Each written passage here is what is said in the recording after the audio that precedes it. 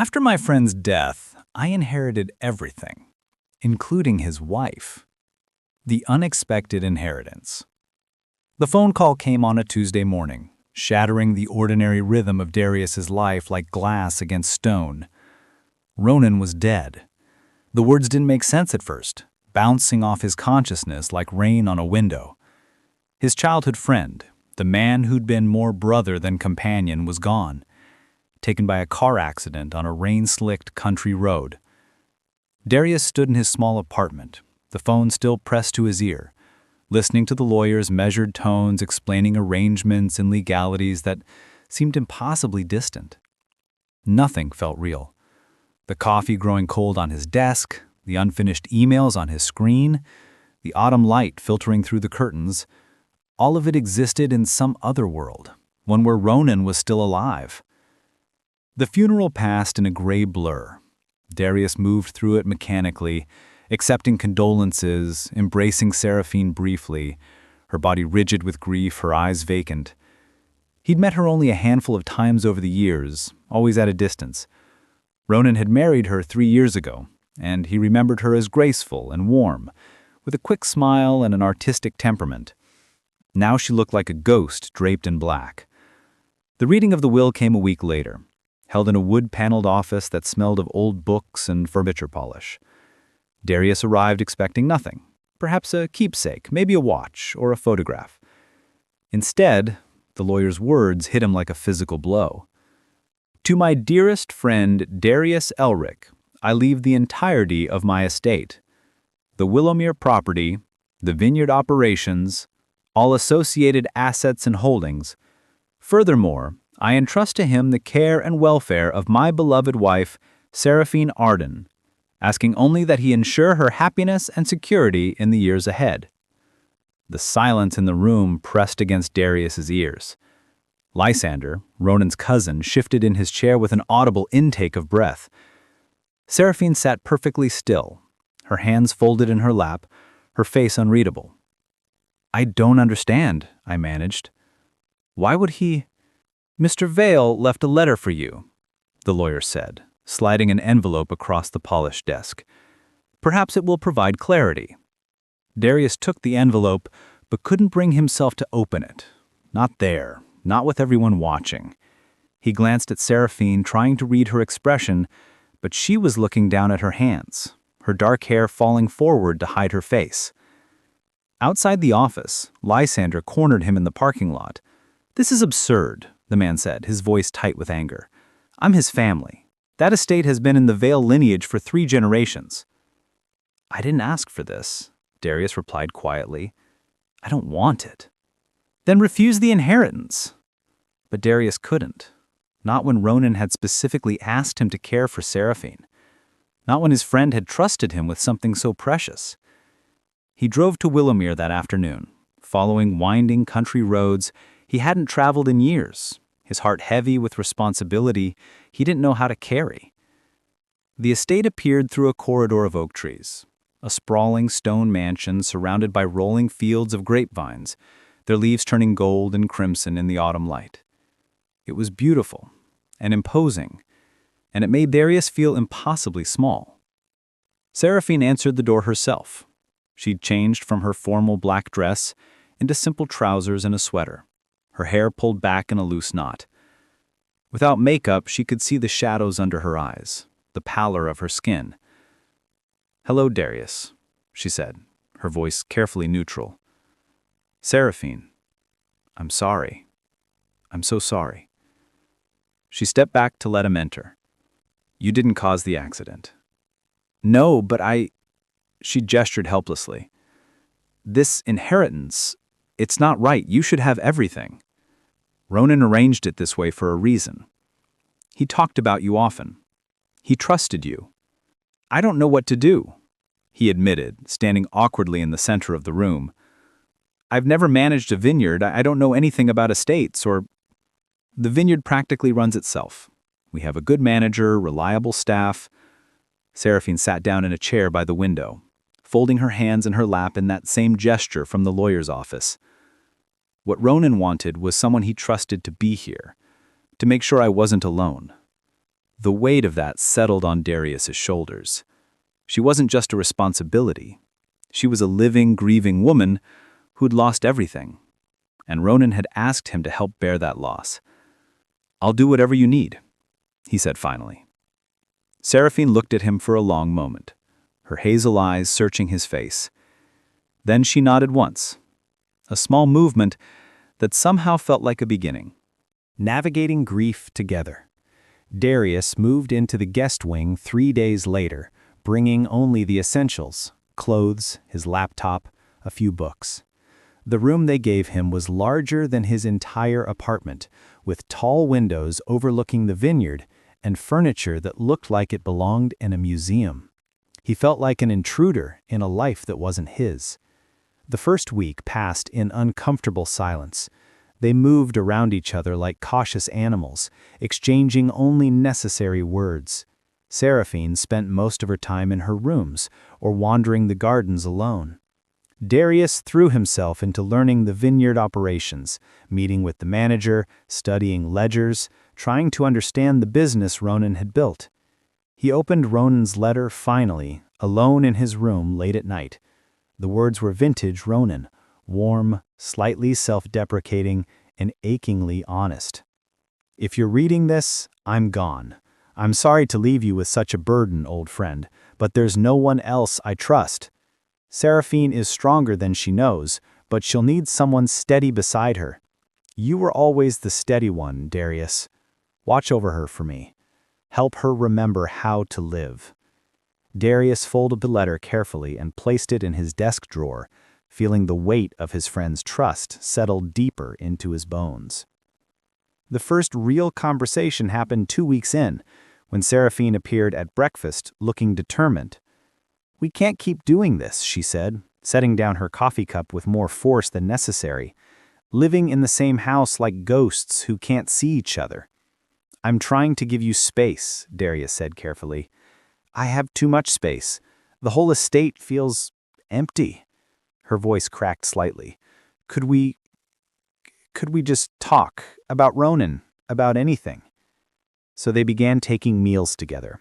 Dinner became a ritual where they shared stories, Darius recounting childhood adventures with Ronan, the trouble they'd gotten into, the dreams they'd shared. Seraphine spoke about falling in love with the man who could make her laugh even on dark days, who'd encouraged her art, who'd built this vineyard with his own hands. "He wanted children," she said one evening, her fingers tracing the rim of her wine glass. "We were planning to start trying this year." Darius didn't know what to say to that, so he simply reached across the table and squeezed her hand. She held on for a moment before pulling away, but something had shifted between them. Lysander appeared at the estate on a gray morning, accompanied by a lawyer. He stood in the foyer with papers in hand, his expression grim. "I'm contesting the will. That vineyard belongs to the Vale family." "Ronan was your cousin, not your brother," Seraphine said, her voice cold. "He made his choice. A choice influenced by friendship rather than family obligation." Lysander turned to Darius. "You've manipulated your way into a fortune." "That's enough," Darius said quietly, but with steel beneath the words. "If you want to challenge the will, do it through proper channels. But don't come into this house and insult Ronan's memory." Lysander left with threats of legal action, but Darius could see he'd rattled Seraphine. She was pale and shaking after he'd gone. "What if he's right?" she whispered. "What if people think—" "Let them think what they want. We know the truth." He hesitated, then added, "I'm here because Ronan asked me to be, not for the estate or the money, for you." That afternoon, Vivia arrived, Seraphine's friend from university, practical and warm, carrying bags of groceries and an air of no-nonsense compassion. She hugged Seraphine fiercely, then turned to assess Darius with sharp blue eyes. "So, you're the famous Darius. Ronan spoke highly of you." "Did he?" "Constantly. He said you were the most loyal person he knew." She began unpacking groceries in the kitchen, making herself at home. "Now, someone needs to cook actual food in this house. You two look half-starved." Vivia's presence changed something. She filled the estate with noise and laughter, coaxing smiles from Seraphine, drawing Darius into conversations. Over dinner, she told stories that made them both laugh, reminded Seraphine of her strength, and treated the situation with a refreshing normalcy. "You're allowed to keep living," she told Seraphine that night, when Darius had excused himself. "Ronan would want that." Later, Darius discovered the art studio by accident, a sun-filled room in the east wing, covered in dust sheets. Canvases leaned against walls, some finished, most abandoned mid-creation. He found Seraphine there the next day, standing in the doorway as if afraid to enter. "I haven't been in here since before he died. We had an argument that morning. I told him I was giving up painting, that I wasn't good enough. He said I was being ridiculous, that I had real talent.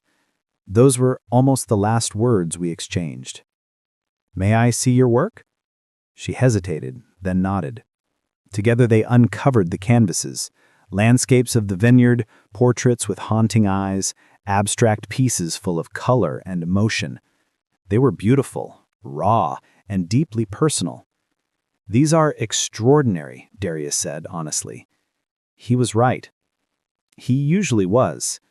Seraphine touched the edge of one canvas gently. "I don't know if I can paint again.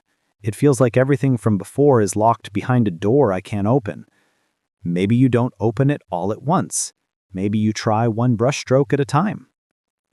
That evening, they shared a bottle from Ronan's private collection, a vintage he'd been saving for a special occasion that would never come.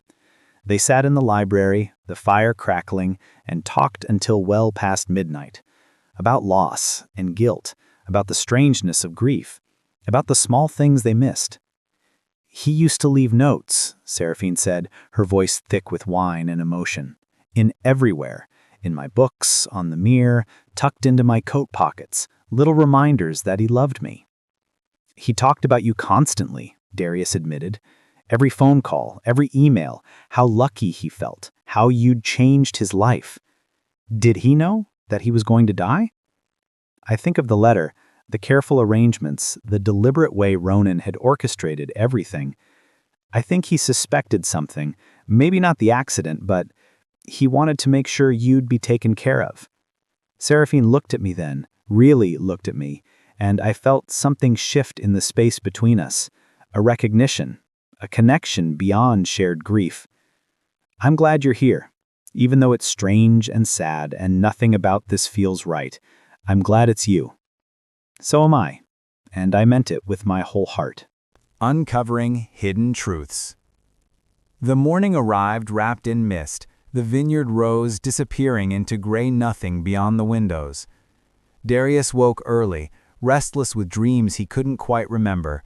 He'd been at Willowmere for 6 weeks now, and the estate was beginning to feel less like a museum and more like a home, though he wasn't sure if that should comfort or worry him. He found Seraphine already awake, making coffee in the kitchen with practiced movements. She'd started sleeping better, the shadows under her eyes fading to a softer shade of exhaustion. She smiled when she saw him, a real smile that reached her eyes. "Good morning.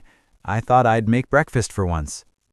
They fell into an easy rhythm, working side by side, she chopping vegetables for an omelet while he set the table, their movements synchronized in a way that felt natural. Darius caught himself watching her hands as she worked, graceful and sure, and quickly looked away. After breakfast, he retreated to Ronan's study. He'd been avoiding it, but Lysander's legal challenges meant they needed documentation, records, proof of Ronan's intentions. The room smelled of leather and pipe tobacco, and every object felt sacred. The desk where his friend had worked, the chair where he'd sat, the shelves lined with books he'd loved. Darius began methodically going through drawers, filing papers, organizing documents. In the bottom drawer of the desk, beneath old tax returns and business contracts, he found a wooden box he didn't recognize. Inside were journals, 5 of them, leather-bound and worn. He opened the first and immediately recognized Ronan's handwriting. The date at the top was from 4 years ago. He almost closed it, feeling like an intruder, but his eyes caught his own name on the page. Saw the doctor again today. The prognosis hasn't improved. 6 months, maybe a year if I'm lucky. I haven't told Seraphine yet. How do you tell the woman you love that time is already running out? I keep thinking about who I'd trust to take care of her when I'm gone. Darius comes to mind. He's steady, kind, the sort of man who keeps his promises. I wonder if that's fair to him, to leave him with such a burden, but I can't think of anyone else. Darius's hands trembled as he turned the pages. Entry after entry revealed the truth. Ronan had been sick, had known for years that his time was limited. He'd undergone treatments, made arrangements, and carefully orchestrated everything to ensure Seraphine would be cared for. One entry, dated 6 months before the accident, made Darius's breath catch. I've watched Darius and Seraphine together at the few gatherings they've both attended. There's a gentleness between them, a compatibility they haven't noticed. I find myself hoping that after I'm gone, they might find comfort in each other. Not immediately, grief doesn't work that way, but someday. Is that selfish, to hope my wife might love again, might find happiness with my best friend? I don't think so. I think it would bring me peace, knowing they had each other. Darius closed the journal, overwhelmed. Ronan hadn't just arranged for him to manage the estate, he'd been matchmaking from beyond the grave, hoping to give them both a future. The responsibility felt enormous, complicated by the undeniable truth that Darius's feelings for Seraphine had been growing, shifting from protective obligation into something deeper and more dangerous. He didn't hear her enter until she spoke. What did you find? Darius looked up to see Seraphine in the doorway, her expression curious. He hesitated, then handed her the journal. You should read this. She sat in the chair across from him, and he watched emotions flicker across her face as she read. Shock, pain, anger, sadness, and finally something that might have been understanding. When she finished, tears streamed down her cheeks. He knew? For years, he knew and never told me. I think he was trying to protect you. Protect me, her voice broke. I could have prepared. We could have had more time, made different choices. Would knowing have changed how you loved him? Seraphine was quiet for a long moment. Then, almost unconsciously, her hand found his. They sat together as the sun set over the vineyard, not speaking, just existing in the complicated space between grief and something new, something neither of them was quite ready to name. That night, under a sky full of stars, they walked back to the house together, their fingers still intertwined, both knowing that something fundamental had shifted between them and that there was no going back to the simple boundaries of before. The blooming of something new. Winter arrived at Willowmere with gentle insistence, painting the vineyard in shades of silver and gray. The vines stood bare against the cold sky, dormant but not dead, waiting, like everything else, for the promise of spring. Seraphine had opened 2 of Ronan's letters. She didn't tell Darius what they said, but something in her had softened, released. She spent more time in the art studio now, and occasionally he'd hear music drifting from that sun-filled room, punctuated by the quiet sounds of brush against canvas. One afternoon, she invited him to see what she'd been working on. He found her standing before an easel, paint smudged on her fingers, her hair tied back with a ribbon. The canvas showed the vineyard at sunset, but it wasn't a simple landscape. She'd painted it with an emotional intensity that made the scene feel alive, almost trembling with possibility. "It's beautiful," Darius said, and meant it. "It's the first thing I've finished in 2 years." She wiped her hands on a cloth, not looking at him. Ronan was right. I needed to paint again. I just needed a reason. What changed? She turned to face him then, her expression open in a way it hadn't been before. You did. Being here, having someone who doesn't expect me to be anything other than what I am. It gave me permission to try again. Darius felt warmth spread through his chest. They'd grown closer over the past weeks, conversations that lasted late into the night, comfortable silences while working side by side, small touches that lingered a moment longer than necessary. But they'd both been careful, neither willing to name what was growing between them. "I'd like to paint you," Seraphine said suddenly, "if you'd sit for me." "I'm not very interesting to look at." "That's not true." Her eyes traveled over his face with an artist's assessment. "You have an honest face, strong features, and there's something in your expression, like you're always thinking 3 steps ahead, trying to protect everyone around you." So he sat for her, perched on a stool in the studio while winter light poured through the windows. She worked in focused silence, occasionally asking him to turn his head, adjust his shoulders. He found himself studying her in return, the way she bit her lower lip when concentrating, the graceful movement of her hams, the small crease that appeared between her eyebrows when something wasn't quite right. "Tell me about your life before this," she said, mixing colors on her palette. "Ronan talked about your business, but I never really understood what you do." "I build software for small companies, inventory systems, customer management, nothing glamorous. I work alone mostly, from home. It's quiet, predictable." "Lonely?" The word landed with unexpected weight. "Sometimes," he admitted. "I had a relationship that ended badly a few years ago. After that, I just stopped trying. It seemed easier." "Easier isn't always better." "No," he agreed, holding her gaze. "It's not." They worked together on restoring the northeast section of the vineyard, an area Ronan had planned to expand before his death. Darius consulted with the vineyard manager while Seraphine researched grape varieties, and together they spent cold mornings walking the rows, planning where new vines would go. Their hands touched constantly, passing tools, steadying each other on uneven ground, pointing out details in the soil.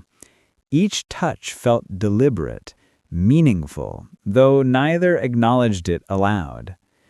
Vivia visited again in early December, bursting into the house with holiday decorations and fierce determination. "You're not spending Christmas in mourning," she announced. "Ronan loved Christmas. He'd want lights and music and terrible cookies that we pretend to enjoy." She pulled Seraphine into the kitchen to bake, while Darius was conscripted to hang garland. The house filled with warmth and laughter, and he caught Seraphine smiling for the first time since he'd arrived. That evening, while Vivia was upstairs organizing guest rooms for an extended stay, Seraphine found Darius in the library. He was attempting to untangle a string of lights, cursing softly under his breath. "Need help?" she asked, amusement coloring her voice. "I think these lights are plotting against me." She laughed and moved to help, her fingers working at the knots. They stood close together, the scent of pine and cinnamon surrounding them.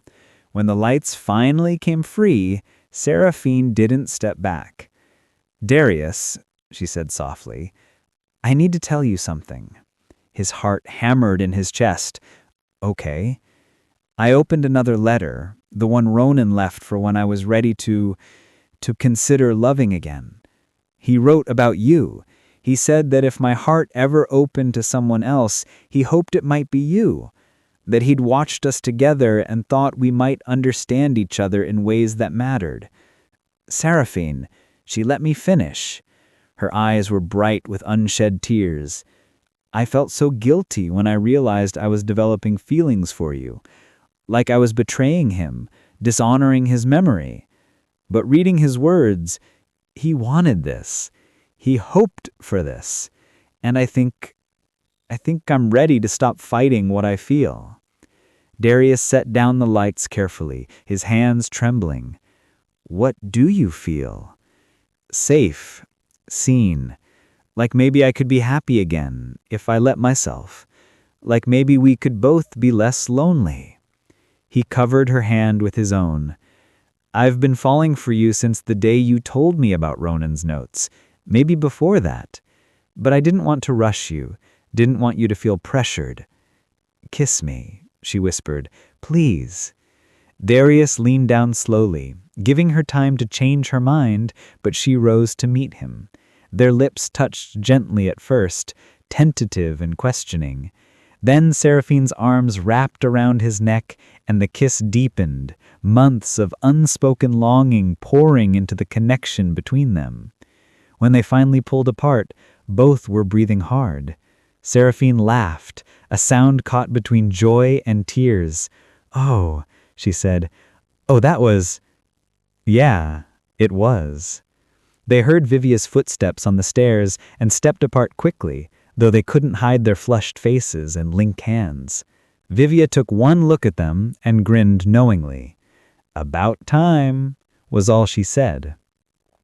A storm rolled in that night, trapping them inside with rain lashing the windows and wind howling through the eaves. They planned to inventory the wine cellar, and Seraphine suggested they continue despite the weather. Vivia declined, claiming exhaustion, though her knowing smile suggested other motives. The cellar was cool and quiet, insulated from the storm above. Darius and Seraphine moved through the racks together, checking bottles and recording labels, but the task felt secondary to the charged atmosphere between them. "I'm scared," Seraphine admitted, setting down her clipboard, "of what people will say, of dishonoring Ronan, of this being too fast or too complicated. We can go as slow as you need." "I don't want slow." She moved closer to him, her eyes searching his face. "I've spent months being careful, being appropriate. Right now, in this moment, I just want to feel alive." Darius pulled her into his arms and they kissed again. Longer this time, deeper, with the desperate edge of two people who'd been denying themselves for too long. His hands tangled in her hair while hers found the buttons of his shirt, and when they finally pulled apart, both were breathing hard. "Seraphine," he said hoarsely, "are you sure?" "I'm sure." She took his hand and led him to a small alcove where Ronan had kept a couch for wine tastings. They sat together, and she curled into his arms, her head on his chest. "Just hold me. Let me feel close to someone again." So he held her while the storm raged outside, stroking her hair, pressing kisses to her temple. They talked in whispers about everything and nothing, their hopes, their fears, the strange path that had brought them together. At some point, exhaustion claimed them both, and they fell asleep wrapped in each other's arms, peaceful for the first time in months. Vivia found them there in the morning, covered by Darius's jacket, still holding each other. She smiled and quietly closed the cellar door, leaving them to wake in their own time. A new beginning. Spring came to Willowmere like a promise kept.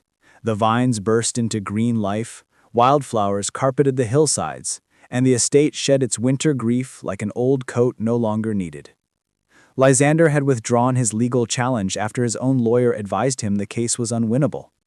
He'd sent a stiff letter of apology, which Seraphine accepted with grace. She'd learned, she said, that holding grudges only poisoned the person carrying them. Darius had officially relocated his business to Willowmere, converting one of the estate's unused rooms into an office. He worked mornings while Seraphine painted, and afternoons they spent together, managing the vineyard, planning for the future, slowly building a life that honored the past while embracing what was new. They'd been careful about their relationship, taking things slowly despite that night in the wine cellar. Darius had moved from the guest wing to the suite adjacent to Seraphine's rooms, and most nights they fell asleep together, finding comfort in proximity. The physical intimacy between them grew naturally. Tender kisses, gentle touches, the simple pleasure of waking beside someone who understood your scars. Vivia had become a regular presence, visiting twice a month and treating their relationship as the most natural thing in the world. "Ronan was brilliant," she'd said once. "He knew exactly what you both needed, even if you didn't." 6 months after Darius had first arrived at Willowmere, they held a remembrance ceremony for Ronan. It wasn't a funeral, they'd already done that, but a celebration of his life and the gifts he'd left behind. Friends and vineyard staff gathered in the garden he'd planted, sharing stories and raising glasses of his wine. Seraphine spoke about the man who taught her to love fearlessly, who'd encouraged her art, who'd built something beautiful and lasting. Her voice was steady, her eyes clear. Darius stood beside her, his hand finding hers, and felt the weight of grief finally begin to lift. "Ronan gave me so much," Seraphine said to the gathered crowd. "His love, his passion, this beautiful place. And in his final act of love, he gave me someone to help carry the future. I miss him every day, but I'm grateful for the time we had and for the gift of moving forward." That evening, after everyone had left, Darius found Seraphine in her studio. She'd been working on something secret for weeks, refusing to let him see. Now she turned the canvas around with nervous excitement. It was a portrait of the three of them, Ronan in the center, smiling that crooked smile Darius remembered so well, with Darius and Seraphine on either side. But she'd painted them all looking forward, towards something beyond the frame, as if the future was calling them onward. "It's perfect," Darius said, his voice thick with emotion. "It's us. Past, present, and future, all at once." She'd been working on other projects too, enough paintings for an exhibition. With Darius's encouragement, she contacted a gallery owner friend and arranged to show her work. They spent weeks preparing, renovating one of the estate's unused barns into a proper gallery space. The opening night arrived with perfect spring weather. People flooded in, friends, art collectors, curious locals, vineyard customers. Seraphine's paintings adorned the walls, each one a window into grief, hope, and transformation. The centerpiece was the portrait of the three of them, and beside it she'd placed a plaque. "In memory of Ronan Vale, who taught me that love doesn't end, it transforms." Darius watched her move through the crowd, radiant in a deep blue dress, and felt his heart swell with pride and love. She'd come so far from the broken woman he'd met in the doorway of this house. They both had. Later, when the guests had thinned and the evening was winding down, he found her standing outside, beneath the arbor Ronan had built years ago. Grapevines twisted overhead, just beginning to leaf out, and the air smelled of jasmine and possibility. "Hey," he said softly, coming to stand beside her. "Hey yourself." She leaned into him, and he wrapped his arm around her waist. "Thank you. For tonight, for everything. I couldn't have done this without you. You're stronger than you think." "Maybe, but I'm also stronger because of you." She turned in his arms to face him, her expression serious. "Darius, I need to tell you something." His heart stuttered. "Okay?" "I opened the last letter, the one Ronan left for when I was ready to love again." As she reached into her pocket and pulled out a folded piece of paper. "I want you to read it." With trembling hands, Darius unfolded the letter. Ronan's handwriting swam before his eyes. "My dearest Seraphine, if you're reading this, you found someone who makes your heart beat faster again. I hope it's Darius, selfishly, because I trust him completely, but also because I think you two might be perfect for each other in ways you haven't discovered yet. Don't feel guilty. Don't let anyone make you feel ashamed. Love is the greatest gift we have, and it's meant to be shared, renewed, given freely. I loved you with everything I had. Now I want you to love again with everything you have. Be happy, my darling. That's all I ever wanted for you. And Darius, if you're reading this over her shoulder, as I suspect you might be, take care of her. Love her as she deserves. And thank you for being the kind of friend who keeps impossible promises. You've given me peace. R." Darius's vision blurred with tears. He felt Seraphine's hands on his face, wiping away the wetness, and then her lips on his in a kiss that tasted of salt and sweetness and second chances. When they pulled apart, he reached into his own pocket. He'd been carrying the ring for 2 weeks, waiting for the right moment. Now, standing beneath the arbor Ronan had built, with spring blooming all around them and the future stretching out like an open road, he knew the time had come. Seraphine Ardain, he said, dropping to one knee. I love you. Not because Ronan asked me to, not out of obligation or guilt, but because you're brilliant and brave and beautiful in ways that take my breath away. I want to build a life with you, here in this place we both love, honoring what came before while creating something new. Will you marry me?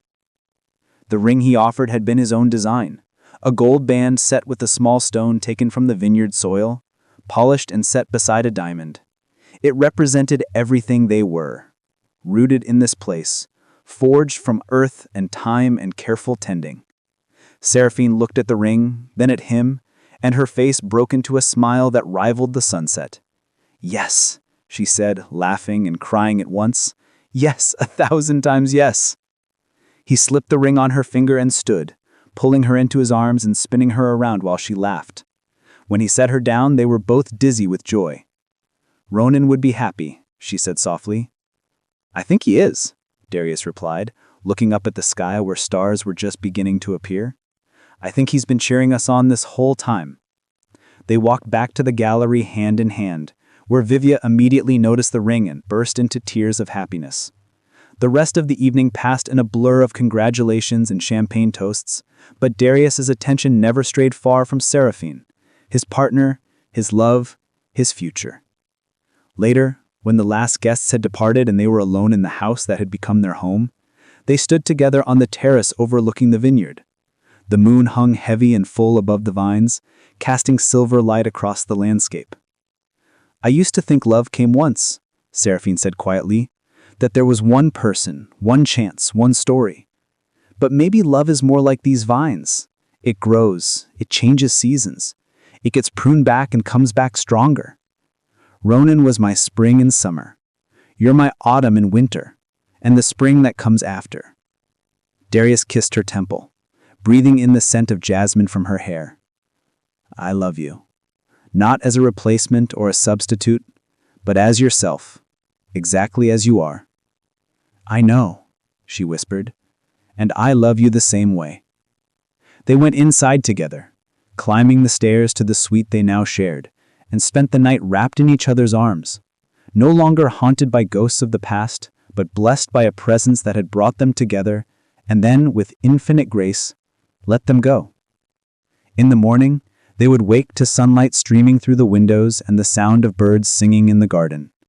They would make breakfast together, work in the vineyard, plan for their wedding and the future beyond. They would live, fully, gratefully, with hearts wide open to whatever came next. Outside, the vineyard stretched into the darkness, its vines holding the promise of fruit yet to come. And somewhere in the spring air, if you listen carefully, you might hear something like laughter, or maybe just the wind, carrying blessings from the past into the waiting arms of the future.